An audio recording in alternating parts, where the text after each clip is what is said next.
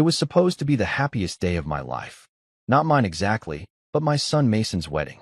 I had spent years imagining this day, standing proudly at the back of the hall, watching him start a new life with someone he loved. I'd pictured it 100 different ways. Maybe I'd cry a little, maybe I'd laugh a lot, maybe I'd just stand there and clap until my hands went numb. But nothing in all those daydreams prepared me for what I saw that afternoon. The ceremony was being held in a grand hotel ballroom downtown, the kind of place where the chandeliers sparkled like stars and the marble floors looked like they cost more than my old truck. I wasn't used to fancy places like that, but I wore my best black suit, the same one I had worn when Mason graduated college. I even got my boots polished, the scuff marks hidden so no one could say I hadn't tried. I stood there for a moment, breathing deep, telling myself I belonged here because I was Mason's father and that meant something. They led me to my seat at the front row, right where family was supposed to sit. There was a little folded card on the chair, just like all the others. At first, I didn't notice anything strange. I was too busy trying not to trip over the expensive carpet. But when I finally bent down to look, my heart stopped. The nameplate on my chair didn't say Mr. Daniel Cooper, like it should have. It didn't even say father of the groom. No, it said something else. Something that burned itself into my chest so hard I felt like I couldn't breathe. Low-educated fake dad. At first, I thought it was a mistake. A sick joke maybe. I glanced around, thinking someone would rush over, apologizing, swapping it out for the right card. But no one came. And then I heard it, the laughter. Quiet at first, like someone trying to hide it behind their hand, but it grew louder, crueler. When I lifted my eyes, I saw them, Claire's family. The Whitmores. Her mother, Judith, trying to cover her mouth as she laughed. Her father, Dr. Richard Whitmore, smirking like he had just seen a dog wearing a tuxedo. My ears burned. My palms started to sweat. I looked over at Mason, standing near the altar, straightening his cuffs. He hadn't seen it yet. Thank God he hadn't seen it yet. I stood up slowly. My first instinct was to leave. Get out of there before Mason noticed, before anyone else had a chance to point and laugh. My legs felt heavy, like they didn't want to move, but I forced them to step away from that awful little card. I made it halfway to the side door when I heard a voice, sharp and clear above the noise. Dad, wait. I stopped. I turned around, and there he was, Mason, jogging down the aisle toward me, the jacket of his navy blue suit flapping behind him. His face was red, not from embarrassment, but from anger. Real anger, the kind I hadn't seen on him since he was a teenager and someone tried to steal his bike. He reached me and grabbed my arm, squeezing tight. His voice shook a little when he said, Dad, let's go home. For a second, I just stared at him, too stunned to speak. I could feel every eye in the room on us, waiting to see what would happen next. But when I looked into Mason's face, into those familiar brown eyes that had once looked up at me from a crib, I knew what I had to do. I nodded. Together, we turned our backs on the ceremony, on the polished floors, the glittering chandeliers, the people who thought they were better than us. I could hear whispers and gasps behind us, but I didn't care. Mason didn't care either. His hand stayed firm on my shoulder, like he was shielding me from every daggered stare in the room. As we pushed through the heavy double doors, I caught a glimpse of Claire standing frozen at the altar, her white dress gleaming under the lights. Her mouth was open in shock. Judith's face was twisted into something ugly, and Dr. Whitmore looked like he had swallowed a lemon. Good. Let them see what it felt like to lose something precious. Outside, the sun was blinding. I blinked hard, trying to adjust. Mason walked a few steps ahead, his jaw clenched so tight I thought he might crack a tooth. We didn't say a word until we reached the parking lot. I fumbled with my keys for a second, hands still shaking, but Mason took them gently from me. I'll drive, Dad, he said. I got into the passenger seat like I was moving through water, heavy and slow.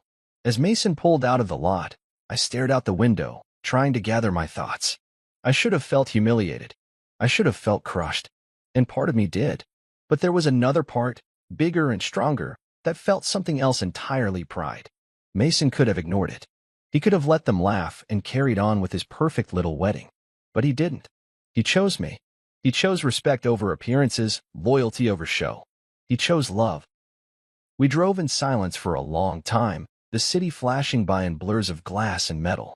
My mind kept going back to that nameplate, the ugly black letters printed so neat and bold. Low-educated fake dad. That's how they saw me. Not as a man who had worked 2 jobs to keep the lights on. Not as a father who had learned to braid hair with clumsy fingers when Mason wanted to dress up as a superhero with a cape. Not as the man who had sat up all night when Mason had pneumonia, praying to a god he wasn't even sure he believed in. No, just some fool they could laugh at.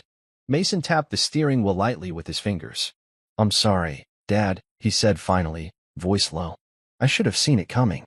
I should have known." "You couldn't have known," I said. My throat was thick, but I forced the words out. "And you stood by me. That's all that matters." He glanced over, and for the first time all day, he smiled. It wasn't a big smile, but it was real.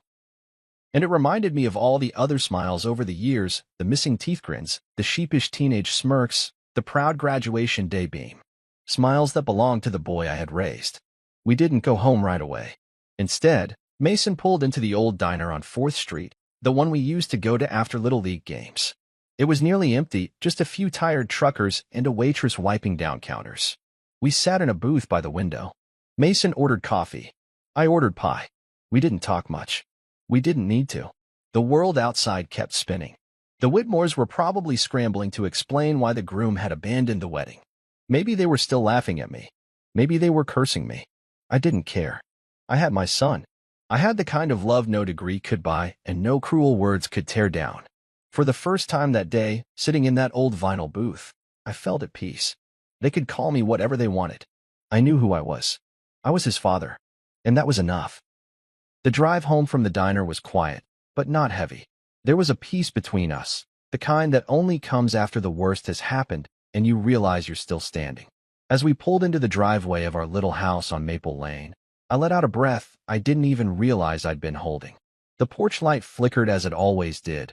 The paint on the fence was chipped, and the lawn could have used a trim. But to me, it was the most beautiful sight in the world. Mason got out first, unlocking the door like he had done 1,000 times growing up. I followed slowly, my legs stiff from sitting too long. Inside, the house smelled like old leather and coffee, comfort smells. Familiar smells. Mason dropped the keys on the hallway table, shrugged off his jacket, and turned to me with a look I hadn't seen in years. It wasn't embarrassment. It wasn't anger. It was sadness, raw and deep. "I didn't mean for today to turn out like this," he said quietly. I shook my head. "You didn't do anything wrong." He sat down heavily on the old couch, the one we had patched together more times than I could count. I sat across from him in the recliner that had been my throne for nearly 2 decades. The same chair where I read Mason bedtime stories when he was little. The same chair where I waited up for him when he was 15 and stayed out past curfew. Memories flooded in, uninvited but welcome. I remembered the nights we spent on that couch when the power got cut off, wrapped in blankets, eating cold beans from a can and laughing like it was an adventure. I remembered how, when Mason was about 8, he'd swear he would grow up rich enough to buy me a real leather recliner. One that doesn't squeak when you lean back, he promised. I told him I liked the squeak. It reminded me the chair was alive, just like our home. I smiled at the memory, and for the first time that evening, I felt the weight on my chest lighten a little. Mason leaned forward, elbows on his knees. "You ever think, maybe I should have just married someone simpler? Someone who didn't come with a family like that?" I let the question hang in the air. It wasn't my place to tell him who to love. Love wasn't about logic. It wasn't a checklist you could cross off neatly. It was messy, confusing, stubborn. I knew that better than most. Instead of answering right away, I stood up and wandered into the kitchen. I pulled 2 beers from the fridge, cheap ones, the kind we used to split on Saturday nights after working on the truck, and handed one to Mason. He accepted it with a small smile. "You loved her," I said finally, sinking back into my chair. "You don't get to choose where your heart goes. You just hope it's going somewhere good." Mason nodded slowly, staring at the floor. I thought Claire was different. I thought she loved me for who I was, not for how much I could impress her family. I took a sip of my beer. It was bitter, sharp, familiar. Maybe she did. But love isn't just words, son. It's actions. It's who stands beside you when everything falls apart. He looked up at me then, his eyes a little shinier than before. "You always stood by me. Always will." The clock on the wall ticked loudly. Somewhere outside, a dog barked, and a car rumbled down the street. Life kept moving, even when your heart felt frozen in place. I thought back to the years that had led us here. All the moments that built the bond between us. Scraped knees and broken toys. Parent-teacher conferences where the teachers looked at me like I was a sideshow because I didn't use fancy words or wear pressed suits. Nights when Mason had the flu, and I slept on the floor beside his bed, just to be close if he needed me. Days when I barely had 2 nickels to rub together, but Mason still had lunch money in his pocket. I wasn't perfect. I made mistakes. Lost my temper sometimes. Missed a few school plays when I couldn't get off my shift. But I never missed the big things. Birthdays. Graduations. Every moment that mattered. And no matter what anyone said about my education or my bank account, no one could ever take that away from me. You remember, I said, leaning back with a creak, the time you broke your arm playing backyard football? Mason chuckled. Yeah, I thought you were going to kill me. I thought you were going to kill me, I said, laughing. You screamed so loud the neighbor came running with a baseball bat, thinking we were getting robbed. Mason laughed harder, the tension easing from his shoulders. You carried me 2 blocks to the truck. I was heavy back then. You were heavier because you wouldn't stop crying. We both laughed, the sound filling the small room like sunlight breaking through a storm. For a little while, we weren't the father and son who had just walked out of a ruined wedding. We were just 2 stubborn souls, bruised but unbroken, clinging to the one thing that had never let us down, each other. Later that night, after Mason went to bed in his old room, I sat out on the porch with another beer, watching the stars blink overhead. The air was cool, the kind that hinted at fall just around the corner. I rocked slowly in the porch chair, listening to the night sounds, crickets, the distant hum of traffic, the creak of the old wood beneath me. I thought about Claire's parents, about all their money, their degrees, their polished words. None of it had taught them kindness. None of it had taught them respect. They had everything a man could want, except the one thing that mattered most: heart. And maybe, just maybe, the world had a funny way of balancing things out. I didn't know then what would happen next. I didn't know about the news that would break the following morning, or how the very people who had laughed at me would find themselves the laughingstock of the town. But in that moment, sitting on my porch with the night wrapped around me like an old blanket, I knew one thing for certain. I had already won. I had raised a good man. And no insult, no nameplate, no cruel laughter could ever take that victory away. I took a long sip from the bottle and tipped my head back, smiling up at the stars. Let the world think what it wanted. I knew the truth. And so did my son. There's a certain kind of fight that lives deep inside you when you're a man who's had to claw his way through life with nothing but bare hands and stubbornness. I never planned on being a single father. Nobody plans for something like that. Laura and I thought we had forever. She was the smart one between us, the one with dreams bigger than our little town could hold. When she got sick, it felt like the world tilted sideways, and no matter how hard I tried to straighten it, it never really went back. After she passed, it was just me and Mason.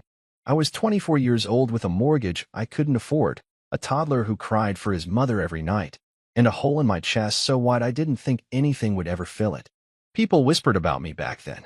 I could hear them in the grocery store when they thought I wasn't listening. Poor kid, he doesn't have a chance. Daniel Cooper's gonna mess that boy up. He should just give the kid to Laura's parents. They've got money, education, a proper home. Laura's parents, the Holloways, didn't waste any time.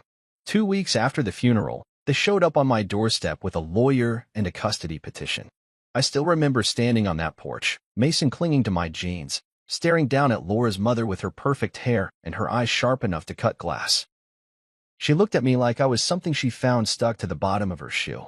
Be reasonable, Daniel, she said, like she was offering me a deal and not trying to steal my whole world away. You can't possibly raise him alone. He needs better. I didn't say much. Never been the type for fancy speeches. I just told them no. Simple as that. They didn't listen. Took me to court 3 times. Tried to paint me as unfit because I never finished high school, because I worked with my hands, because my house was small and my wallet was even smaller. I'll never forget the feeling of sitting in that courtroom, wearing the only tie I owned, listening to their lawyer talk about me like I wasn't even human, like I was just some obstacle standing between them and what they wanted. They had charts and expert witnesses and photographs. I had calloused hands, bloodshot eyes, and the desperate love of a man who had lost everything except his boy. It should have been a slaughter. On paper, I didn't stand a chance. But sometimes, God sends you an angel in the ugliest battles. Her name was Julianne Price, court-appointed attorney, barely out of law school. She looked like she should still be taking exams, not fighting battles in front of a judge. But she fought for me like I was her own blood. She dragged every dirty trick the Holloways tried into the light. She showed the court what they really cared about: control, not love. The day the judge ruled in my favor, Mason was curled up on my lap, playing with my work boots. I didn't even hear the first part of the decision. All I heard was the part that mattered. Full custody granted to Mr. Daniel Cooper. I broke down right there in the courtroom. Couldn't help it. Ugly, choking sobs that I tried to swallow but couldn't. Julian just patted my back awkwardly and said, "You earned this.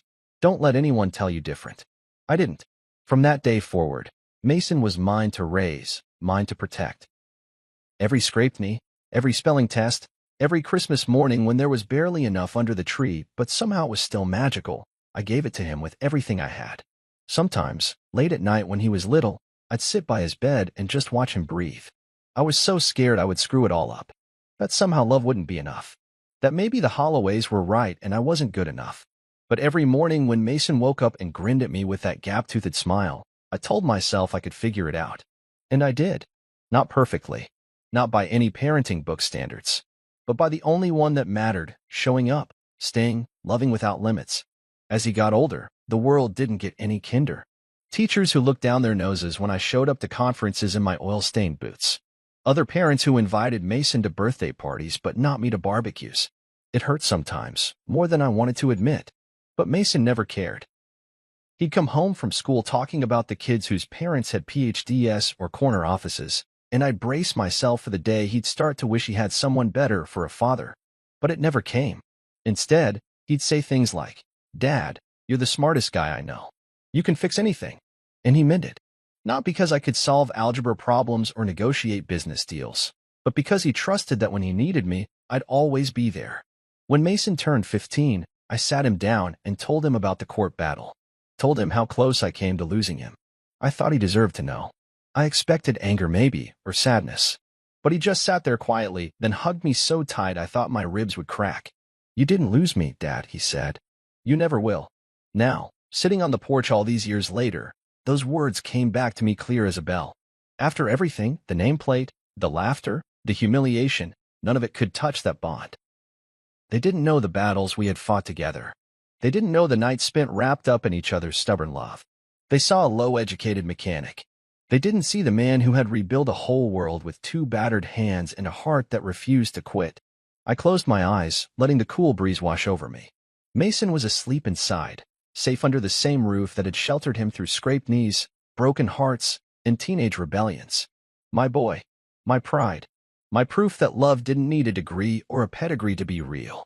Tomorrow, the world would keep turning. Maybe it would bring more trouble. Maybe it would bring surprises. But tonight, in the quiet darkness of our little corner of the world, I knew this much. I had chosen to fight for Mason when it mattered most, and I would choose it again, 1,000 times over. Because at the end of it all, love wasn't measured in letters after your name. It was measured in the hands that picked you up when you fell. The arms that carried you home when you couldn't walk. The heart that never, not for a single moment, stopped believing you were worth it. And by that measure, I was the richest man alive. There's a certain pride that comes from building something with your own 2 hands, even when no one else sees it. Our life wasn't made of fine things, but it was real. Every crack in the wall, every squeaky step on the stairs, every mismatched plate in the kitchen cabinets, it all told a story. A story of surviving. Of laughing when there wasn't much to laugh about. Of building a life that was ours. After the custody battle, I was working 2 jobs, days at the factory, nights fixing trucks in the neighbor's garage. Sometimes I'd crawl into bed at 2 in the morning, too tired to even take my boots off. But when Mason would wander into my room in his footy pajamas and climb onto the bed, curling up against me with a sleepy, "Love you, Dad," it made every aching muscle worth it. I didn't know much about raising a kid the right way. Never had a manual. Never had anyone showing me how to do it. My own father had been long gone before I even hit my teens.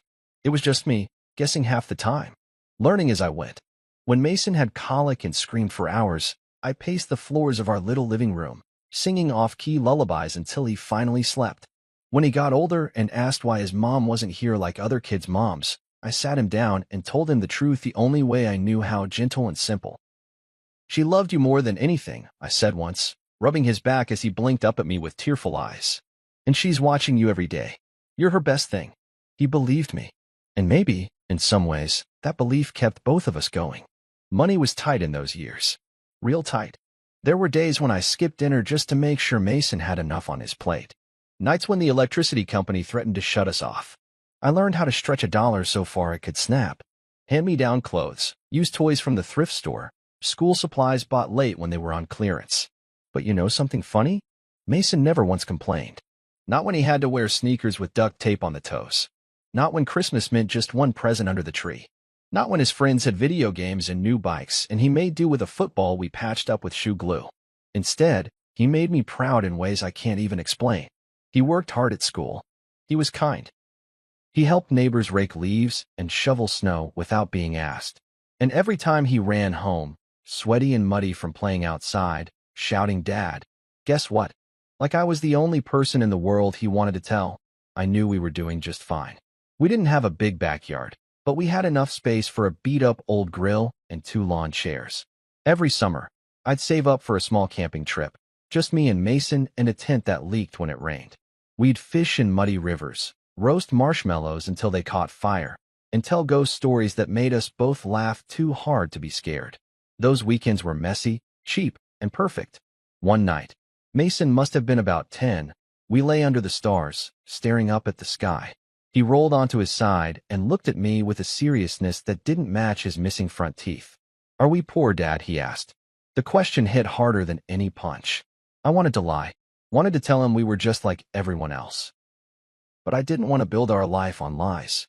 I thought about it for a second, then said, "We don't have a lot of money, but we're rich in the stuff that matters." He frowned, confused. "Like what?" "Like love. Like laughs. Like always having someone who's got your back." He nodded thoughtfully, like he was storing that answer away somewhere deep inside him. Then he grinned, crooked and full of life. "Then we're the richest people ever." I laughed so hard that night I scared off half the wildlife in the woods. Time kept moving forward, faster than I liked. Mason grew taller, sharper, smarter. He never made me feel small for not knowing the things he was learning in school. Instead, he came home and patiently taught me about algebra, history, and science experiments that half the time ended with the kitchen smelling like burnt sugar. When he made it into college, full scholarship, no less. I stood in the driveway the day he left, pretending I wasn't wiping my eyes on my sleeve. He hugged me so tight my ribs ached. "I'll make you proud, Dad," he whispered. "You already have," I choked out. The house felt empty without him, but I kept busy. Fixed up an old motorcycle I'd been meaning to get running for years. Started volunteering at the local youth center, teaching kids how to work on engines. It felt good to give back a little, to pass on what I knew. Every Sunday, like clockwork, Mason would call. Sometimes from his dorm room, sometimes from the library, once from a rainy street corner because his umbrella broke and he wanted to tell me he aced his chemistry exam. No matter how busy he got, he never forgot where he came from. And then, years later, came the day he called me with shaking excitement in his voice. "Dad," he said, breathless, "I met someone. Claire." At first, I was just happy he was happy. She sounded nice, polite, sweet. Maybe a little polished around the edges, but love smooths out the rough spots, right? I didn't think much of it when Mason said her parents were a little formal. Thought maybe they'd warm up once they got to know us. I didn't realize then how much they saw people like me as invisible, as less than, as something to be tolerated, at best, and humiliated, at worst. Maybe I should have seen it coming. But love has a way of making you believe in the best, even when the warning signs are flashing. Still, no matter what happened at that fancy wedding, no matter what bitter laughter tried to rewrite our story, it couldn't erase the life we built together. A life made of hard work and harder love. A life built with calloused hands, stubborn hearts, and the kind of bond that mockery couldn't even scratch. I sat back in my chair that night, listening to Mason's soft breathing through the thin walls of the house, and smiled. They thought they could measure a man by the clothes he wore or the school he graduated from. They had no idea how rich we really were. Growing up, Mason never made me feel like he was embarrassed of me. Not once. Even when the other kids bragged about what their parents did, lawyers, doctors, business owners, Mason would puff out his chest and tell anyone who listened, "My dad can fix anything." He said it like it was the most important job in the world. And to him, maybe it was. When he got older, I worried it would change. That teenage years and peer pressure would make him see the dirt under my nails or the grease stains on my jeans as something shameful. I braced myself for it, honestly. Waiting for the day, he'd stop inviting me to career days or start hesitating when people asked what his dad did for a living. But that day never came. Instead, I remember the time his high school held a career fair. Kids brought in their parents to talk about what they did. There were engineers and architects and professors with big titles and fancier words than I could follow. I almost told Mason he should pick someone else to stand beside him that day. I didn't want to embarrass him, but he wouldn't hear it. "You're coming, Dad," he said firmly. "You're the smartest man I know." So I went. Wore my best pair of jeans, a clean work shirt, even combed my hair back like Mason used to when he played dress-up as a kid. I stood next to him while he introduced me to his classmates and teachers. "This is my dad," he said, proud as anything. "He's a mechanic. He can fix cars, trucks, lawnmowers, anything with an engine. He even built a go-kart for me from scratch when I was 10. The kids' faces lit up. Some teachers smiled politely, but a few genuinely looked impressed when Mason told them about how we used scrap parts and still made that little go-kart run like a dream. Driving home that night, Mason leaned over and said, "Some dads wear suits, but mine can build things with his hands. That's way cooler." I don't think he realized what that meant to me. Maybe he never will. Even when he left for college, surrounded by kids from rich families with polished backgrounds, he never stopped being proud of where he came from. He'd send pictures of him in his dorm room, grinning like a fool, a poster of a classic Mustang behind him, a car we had rebuilt together one long, greasy summer. Once, during his second year, he brought a few friends home over break. I worried what they'd think of our small house, the cracked driveway, the second-hand furniture. But Mason acted like it was a palace. He showed them the workshop out back where we had spent countless weekends. Told them stories about learning to change oil before he learned to drive. He even pointed proudly at my old recliner in the living room and said, "Best chair in the world." Sat there every night listening to my dad's crazy stories. And when one of his friends joked about the tiny kitchen, Mason just laughed and said, "Yeah, but you've never had burgers better than my dad's." He made me feel like I was 10 feet tall. That's what love does. It doesn't hide you in the shadows. It shines a light on you, even when the rest of the world looks away. Claire entered his life not long after that. I could tell he was head over heels from the start. He talked about her like she was made of sunlight. She was smart, top of her class, working toward a career in international law. Mason couldn't stop grinning whenever he mentioned her. The first time we met, she was polite, a little stiff maybe, but kind enough. I chalked it up to nerves. Not everyone knows what to say to a man who makes his living elbow-deep in engines. Her smile was tight, her words careful, like she was afraid to step in oil just by standing next to me. But Mason looked at her like she hung the moon, and that was enough for me. It wasn't until later, at family gatherings and dinners, that I noticed the small cracks. The way her parents would talk over me at the table, using words meant to confuse or belittle. The way Claire would sometimes wince when I mentioned work, like I had said something uncivilized. The way she introduced me to her friends once, not as Mason's dad, but as the man who fixed our car. Still, I told myself it didn't matter. Maybe I wasn't their kind of people. Maybe they just needed time. Maybe love could smooth it over the way it always had before. But now, looking back after what happened at the wedding, I realize love alone isn't always enough to bridge certain gaps, especially the kind built from pride and prejudice. I remember one particular conversation with Mason about 6 months before the wedding. We were fixing up the porch swing, replacing a few rotten boards. He was hammering away while I held the new slat steady. "You think Claire's parents like me?" he asked, out of nowhere. I shrugged, careful with my words. "They don't know you like I do. Give it time." He nodded, but the furrow between his eyebrows stayed. "Sometimes I think they see me as." "I don't know. Not good enough," he muttered. "More to the nails than to me." I set down the slat and wiped my hands on my jeans. "Listen, son," I said carefully. "Some people are born thinking they're better than others because of where they went to school or how many zeros are on their paycheck. That's their problem, not yours. You measure a man by how he treats the people who can't do anything for him. By his heart, not his wallet." Mason didn't say anything for a long moment, just kept hammering. But his jaw was set, and I could tell he was storing those words away the same way he always did when something mattered. Maybe that's why, on the day of the wedding, when he saw that awful nameplate and heard the laughter, he didn't hesitate. He remembered what mattered. He chose love over appearances. He chose respect over status. He chose me, not because I was the perfect father, not because I had wealth or titles to offer, but because, when everything else was stripped away, money, education, fancy suits, and big houses, what was left was a bond built from years of late nights, early mornings, scraped knees, burned dinners, repaired engines, bedtime stories, and 1,000 little moments of showing up. And sometimes, that's more than enough. Sometimes, it's everything. The Whitmores were the kind of family that wore their pride like armor. Everything about them was polished, rehearsed, and just a little too perfect. From the first time I met them at a dinner party Claire's parents threw, I could feel the difference. They spoke in clipped, proper tones, like every word was a carefully measured performance. They shook hands too firmly, smiled too tightly, and when they talked about their achievements, degrees, investments, business ventures, it wasn't conversation. It was competition. I tried to fit in. God knows, I tried. I showed up in the best clothes I could afford, kept my elbows off the table, minded my manners the way Laura had once taught me. I smiled when they dropped fancy terms about stocks and private equity. I nodded politely when Dr. Whitmore bragged about the prestigious universities in their family line like it was a crown he wore. But no matter what I did, it wasn't enough. They didn't see me as a man who had raised a son through blood, sweat, and broken dreams.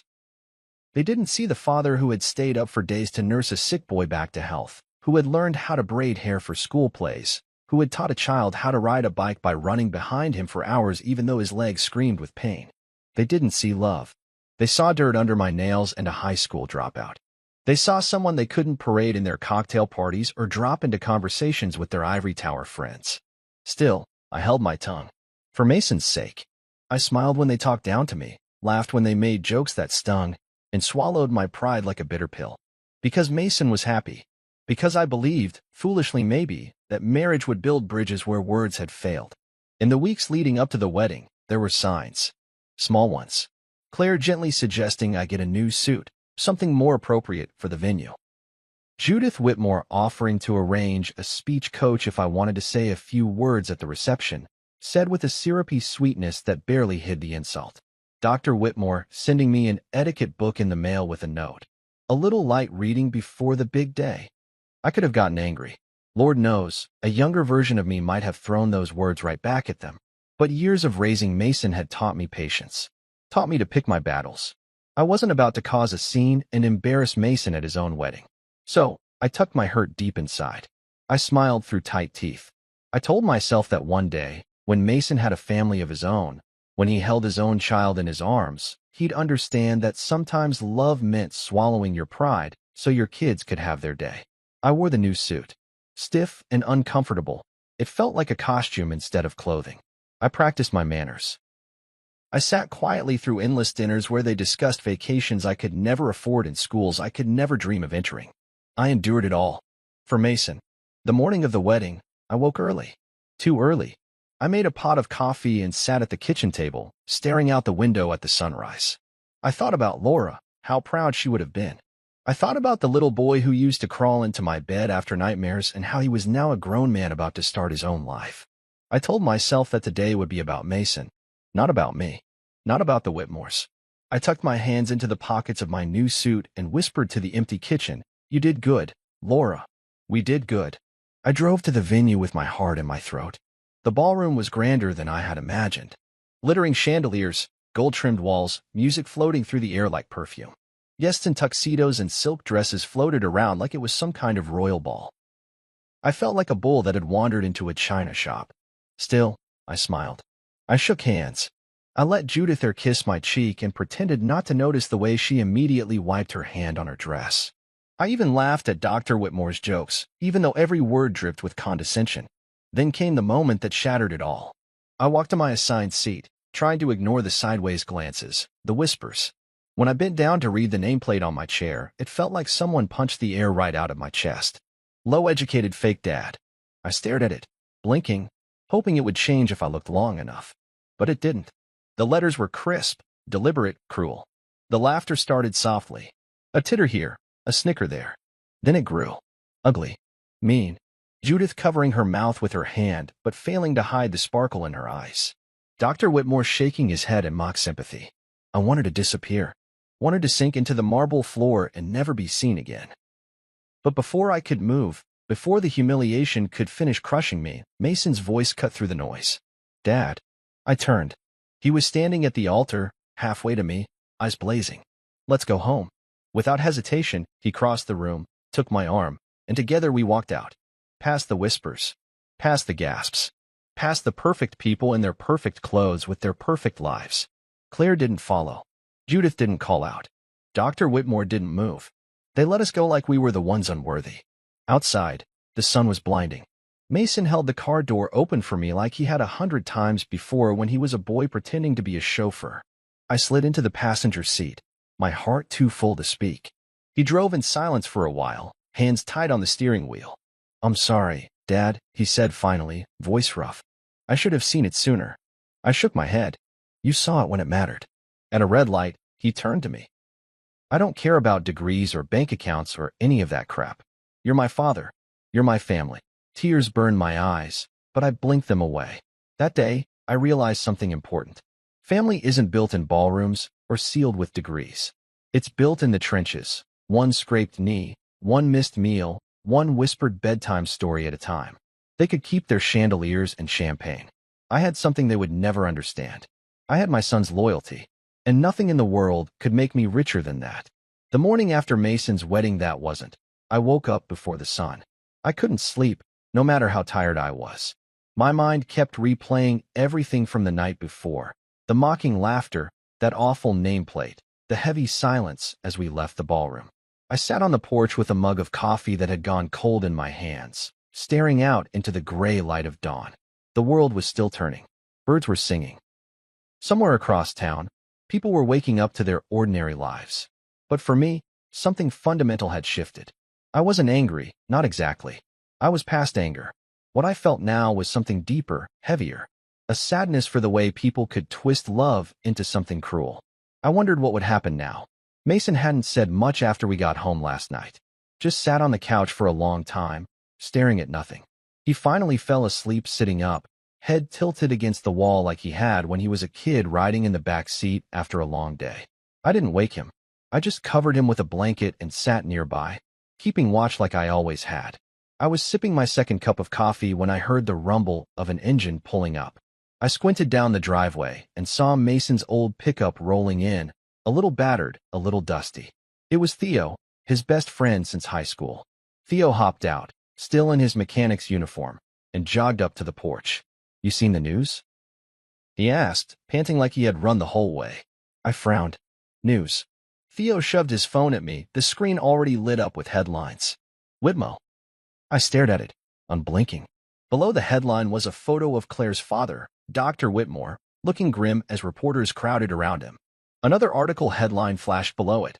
Sources claim family fortune at risk as authorities move in. My first reaction wasn't joy. It wasn't even satisfaction.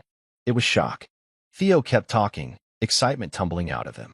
Someone leaked a bunch of documents last night, emails, bank statements, internal memos.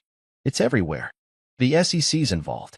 They're saying Whitmore Industries has been cooking their books for years. I set the phone down slowly. My heart was pounding, but my mind felt strangely calm. Was it karma? Was it justice? I didn't know. All I knew was that the very people who had laughed at me, who had called me a fake, who had tried to make me feel small, they were crumbling under the weight of their own lies. I heard footsteps behind me and turned to see Mason standing in the doorway, hair sticking up in all directions, blanket still wrapped around his shoulders.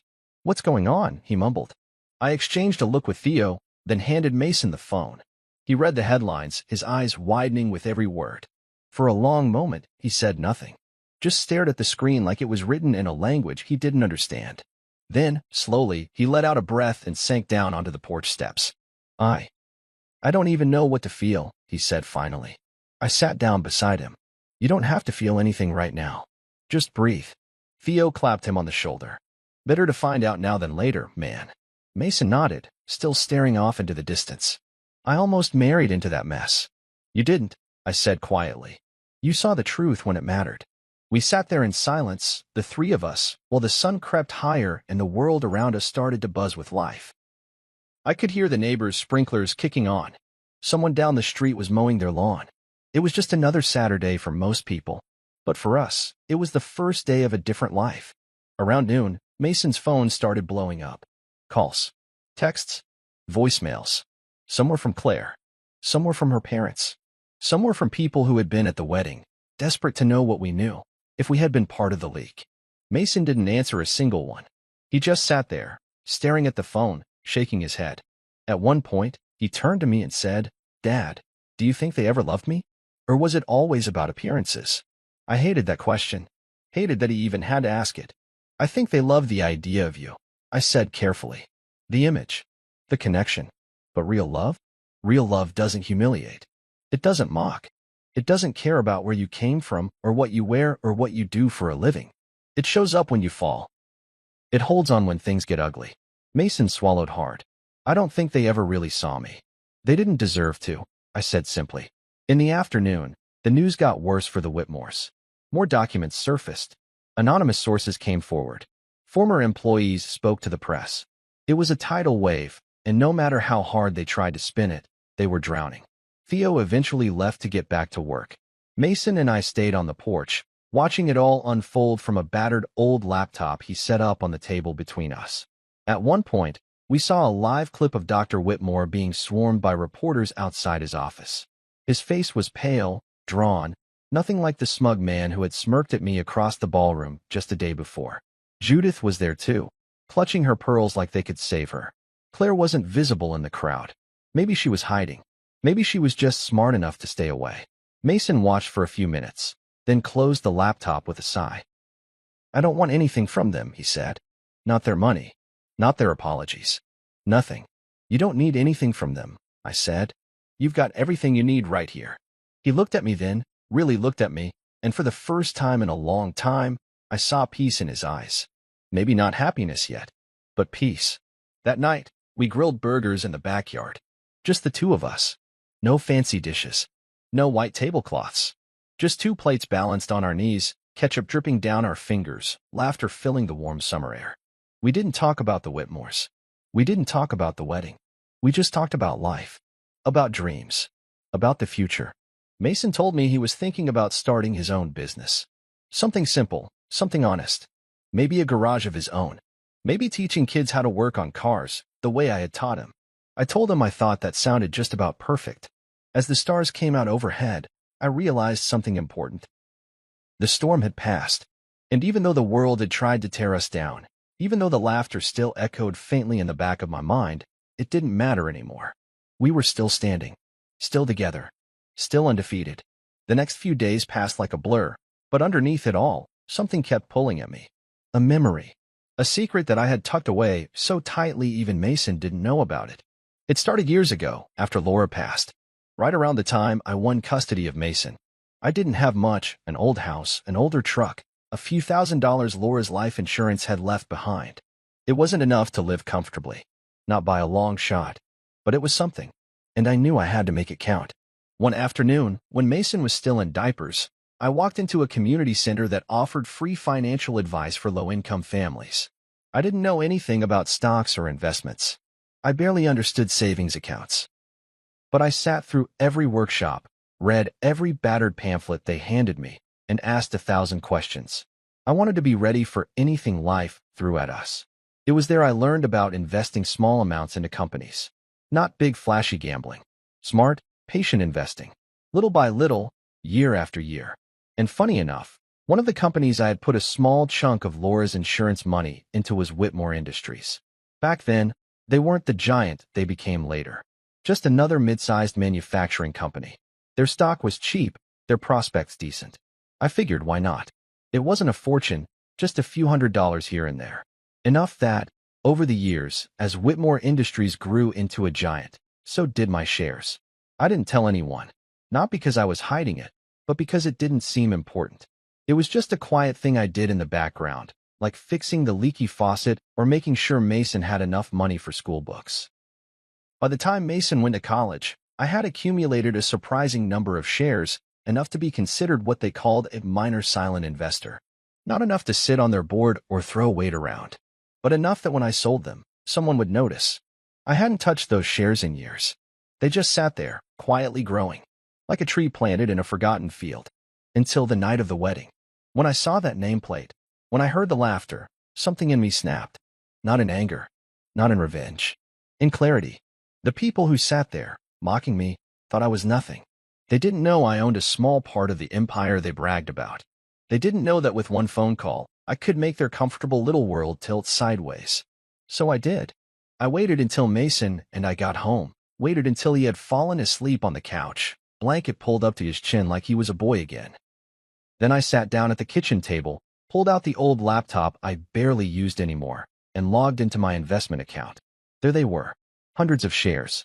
Enough to matter. I didn't hesitate. I clicked sell. I didn't just sell them to the market. I directed them to a competitor I had researched months earlier, a company that had been waiting for the right moment to strike. The transfer went through in less than 20 minutes. By morning, it would be done, and I would be free of them. I didn't do it to destroy them.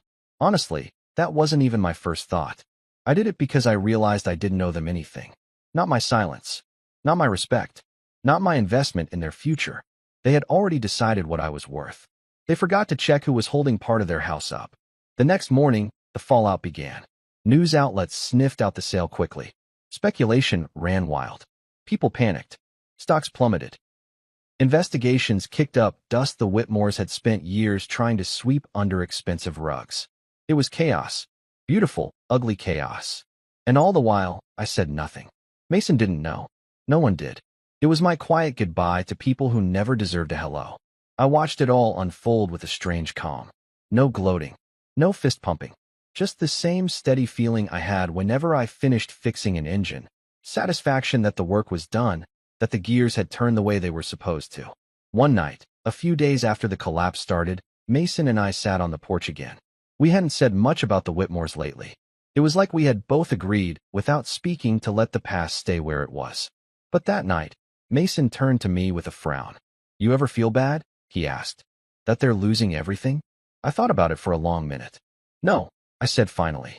"Because what they built was hollow. It was built on lies. On hurting people smaller than them. It was always going to fall. They just didn't think it would happen so soon." Mason nodded, staring out at the stars. "You think Claire knew?" he asked after a while. I shrugged. "Maybe. Maybe not. Doesn't change anything." He sat quietly, shoulders hunched like he was carrying something heavy. I reached over and clapped a hand on his back. "You don't owe them anything, Mason," I said. "Not your guilt. Not your regret. Sometimes, when a house catches fire, it's not your job to run back inside." He let out a shaky breath. I wanted it to be real, you know? The love. The family. All of it. "I know, son," I said softly. "And it will be. One day. With someone who doesn't need to measure your worth before they decide to love you." We sat in silence after that. Comfortable. Steady. Like two stones in a river, weathered but unmovable.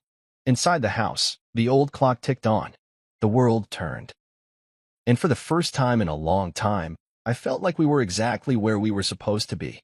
A week later, I officially closed my investment account. Sold off the rest of the small pieces I'd gathered over the years. I didn't need them anymore. Didn't need the security blanket. We had something better. We had each other. And we had freedom. Sometimes, it's the unseen hands that shape the world the most. The ones nobody notices. The ones the rich and powerful laugh at, dismiss, or forget. Until those hands quietly let go. And everything they thought was unshakable starts to fall. I didn't need their approval. I didn't need their apology. I didn't even need them to know it was me. The only thing I needed was already sitting beside me on that porch. A son who had chosen me. And a life that no amount of money could ever replace. Life has a way of surprising you when you least expect it. After everything that happened. The wedding disaster, the collapse of Whitmore Industries, the endless stream of news articles painting Claire's family in a new, uglier light, I thought Mason might be broken for a long time. Thought he might wall himself off, become hard and bitter like some men do after betrayal. But that's not the kind of man Mason was raised to be. Slowly, like the first stubborn buds pushing through frozen soil, he started to heal. It began with small things. He got up early again. Started fixing things around the house without being asked. Changed the oil in the truck. Painted the porch railing. Little tasks that might have seemed meaningless to someone else, but meant the world to me. They meant he was choosing life over anger. Movement over bitterness. One morning, I found him sitting at the kitchen table with a pile of notebooks and a laptop spread out in front of him. "What's all this?" I asked, pouring myself a coffee. He looked up, his eyes brighter than I'd seen them in weeks. I'm thinking about starting my own garage, Dad. I blinked. Your own business? He nodded. Not just repairs. Teaching too. Classes for high school kids who want to learn a trade. Apprenticeships. Real work with real skills. Pride surged so fast in my chest it almost knocked me over. That's a damn good idea, son, I said, smiling so wide my cheeks hurt. He grinned back, a little sheepishly. Figured it was about time I started building something real. Something that matters. Over the next few weeks, Mason threw himself into planning. He found an old building on the edge of town, an abandoned mechanic's shop with cracked windows and a roof that needed fixing. It was a mess, but it had good bones, just like Mason. Strong, steady, built to last. I helped him every step of the way. We patched drywall, replaced broken tiles, cleaned out years of dust and grime. Some nights we worked until midnight, covered in paint and sweat, laughing about how sore we'd be in the morning. But there was joy in the work, a kind of sacred satisfaction that money couldn't buy. And somewhere along the way, something even better happened. Mason met Leah. It wasn't some grand movie moment with fireworks and slow motion running across a field. It was simpler than that. Realer. She worked at the hardware store where Mason and I made what felt like 100 trips every week. Short woman, big brown eyes, calluses on her hands from working the floor. No makeup, no airs. Just a bright laugh and a way of talking that made you feel like you mattered. I saw it happen almost in slow motion. One afternoon, Mason was arguing with the clerk about the difference between two brands of sealant when Leah stepped in, patiently explained the difference, and gave Mason a smile that turned him into a stammering fool. That night, he couldn't stop talking about her. She's smart, Dad, he said, practically glowing. She knows more about tools than I do. I just smiled and said, sounds like you finally met your match. It didn't take long. A few coffee dates turned into dinners. Dinners turned into long walks through the park. Long walks turned into nights when Mason came home humming under his breath like a man with a brand new song in his heart. He brought her over to dinner a month later. I made my famous burgers on the grill, and we ate out back under the stars. Leah fit right in, laughing at our terrible jokes, teasing Mason about how he still couldn't remember the difference between a Phillips and a flathead screwdriver. But what struck me most was how she looked at him. Not like he was surprised to be one. Not like he was a stepping stone to a better life. She looked at him like he was already enough. And for a man who had spent too many months questioning his worth, that look was everything. Later that night, after Leah had gone home and Mason and I were cleaning up, he turned to me, shy and serious. I think she's the one, Dad. I clapped a hand on his shoulder. You'll know. When the time's right, you'll know. And he did. 3 months later, Mason proposed. Nothing fancy. No flash mobs or choreographed dances. Just a quiet evening in the little shop he was still fixing up, kneeling on one dusty knee with a simple ring and a heart full of hope. Leah said yes before he even finished the question. The wedding was a small affair. Backyard, under the old oak tree that Mason used to climb as a boy. Close friends, a few neighbors, Theo as the best man. No fancy nameplates. No marble halls. No one cared about degrees or income brackets. All that mattered was the laughter that filled the air and the tears that filled my eyes as I watched my son marry a woman who saw him for everything he was and nothing he wasn't. When they exchanged vows, Mason didn't talk about wealth or appearances. He talked about loyalty, about late nights fixing broken things together, about love built through work and patience and stubborn hope. When it was over and Mason and Leah danced barefoot in the grass, I sat back in a lawn chair, a cold beer in my hand, and felt a peace deeper than any I'd ever known. We had come full circle. From a courtroom where I fought to keep my son, to a ballroom where they tried to laugh me away, to a backyard where real love finally stood tall and proud. Later that night, Mason found me sitting on the porch steps, watching the stars. He dropped down beside me, still in his wedding clothes, tie loose, hair a mess from all the dancing. Thanks for everything, Dad, he said quietly. You did this yourself, son, I replied. You built this life. You chose it. He shook his head. I wouldn't have known how to choose it if you hadn't shown me first. For a long moment, neither of us said anything. Just sat there, shoulder to shoulder, the night wrapping around us like a blanket. And I realized something. The battles I had fought, the humiliation, the sacrifices, the loneliness, they had all been worth it. Every scraped knuckle, every sleepless night, every whispered prayer when I didn't know how we were going to make it. Because they led to this. To a son who knew what real love looked like. and a life richer than any fortune could buy. Sometimes I sit on the porch in the evenings, a cold drink in my hand, watching the sunset bleed across the sky. I rock slowly in my old chair, the wood creaking under my weight, and I think about the life I built, not with bricks or blueprints, but with hands that stayed steady when the storms came. I watch Mason through the open window, inside the house he helped rebuild with Leah. Their twins, Lily and Jack, tumble across the living room floor, a blur of giggles and tiny socked feet. Leah chases them, laughing breathlessly, while Mason pretends to be a growling bear, crawling after them on all fours. Their home is simple, like mine always was. No grand chandeliers, no marble floors. Just a place built with love, patched with patience, and filled with a laughter so real it hums in your bones. Every so often, Mason glances out the window at me, grins, and waves. I wave back, feeling something settle deep inside me, something stronger than pride, deeper than satisfaction. Peace. Years ago, when Claire's family tried to shame me at that wedding, I thought maybe they had stolen something from me. Maybe they had left a mark that would never heal. But now, looking at the life Mason and Leah have made, I realize the truth. They didn't steal anything. They only revealed what had been strong all along. Family isn't measured by titles, or wealth, or the kind of degrees you hang on the wall. It's measured by who shows up, who stays, who loves you when loving you isn't fashionable. It's measured by scraped knees kissed better, by broken hearts patiently mended, by old trucks kept running longer than they should. It's measured by two tired hands that built a life out of nothing but grit and a whole lot of stubborn hope. I lean back in the chair and close my eyes for a moment, letting the evening breeze brush against my face. I think about Laura, about the promises we made when we were young and reckless and thought we had all the time in the world. I like to believe she's still watching, somewhere beyond the clouds, smiling at the life we carved out of heartbreak and hard days. I imagine her sitting beside me now, laughing that soft laugh she always had, reaching over to squeeze my. You both did good.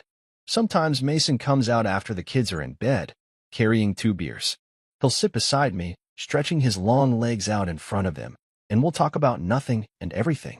About how Jack thinks he's a dinosaur, about how Lily refuses to go to sleep unless she hears 3 bedtime stories in a row, about how scary it is to raise kids, to wonder if you're doing it right, to worry you're making mistakes you can't see yet. I get scared sometimes, Dad, he admitted once, staring up at the stars. Scared I'll mess it all up. I chuckled low in my throat, took a slow sip of my drink, and said, "Welcome to being a parent." He laughed, shaking his head. "But you made it look easy." I turned to look at him then, at the strong, kind man he had become. "It wasn't easy," I said. "Not for a single minute. I just loved you enough to make it through." That's the secret no one tells you about family, about life. It's not about getting everything right. It's not about never falling down. It's about getting back up. Every single time. About showing up even when you're tired, even when you're scared, even when you don't have a clue what you're doing. It's about loving so hard that all the broken pieces start to fit together in new ways. And sitting there beside my son, under a sky full of stars, I realized something else. The Whitmores had laughed at me once, called me a low-educated fake dad, tried to paint me as less than. But none of that mattered anymore. Because while their empire crumbled, while their carefully constructed lives unraveled in headlines and courtrooms, my life was here, alive, breathing, growing stronger every day. Not perfect, not polished, but real. Mason built his garage up from the ground. It's a small place with grease-stained floors and a giant hand-painted sign that reads, "Cooper's Garage. Honest work, honest people." Every day, kids from the high school come by after classes to learn how to fix engines, change oil, patch tires. Mason teaches them with the same patience I once taught him. Leah runs the front office, twins strapped to her hips more often than not, managing invoices and ordering parts with a baby on each arm. Sometimes when I visit, the kids call me Mr. Cooper or Coach and ask me to show them tricks on old carburetors. I teach them everything I know, just like I did with Mason. Watching them grin with grease on their faces, I realized that somehow, without even planning it, we built something bigger than just a life. We built a legacy. A place where kids who felt overlooked could find pride in their hands, in their skills, in the knowledge that they mattered. And Mason, he stands at the heart of it all. Not because of a fancy name. Not because of a silver spoon. Because he knows what real value looks like. Because he was raised on it. One night, after a long day at the shop, Mason found me again on the porch. He sat down beside me without a word, handed me a cold beer, and stared out at the field stretching under the moonlight. After a while, he spoke. "Thanks for fighting for me, Dad. For everything." I clinked my bottle against his and said, "Always." Because that's what real fathers do. They show up. They stay. They love even when it's hard, when it's messy, when the world tells them they're not enough. They prove the world wrong, not with speeches or money or shiny things, but with the simple, stubborn act of being there. And tonight, as I sit here rocking under the wide-open sky, I know that no matter what the world tried to say about me, I was never a fake father. I was never low anything. I was a real man, a real father. And I had built a life that no laughter, no cruelty, no nameplate could ever erase.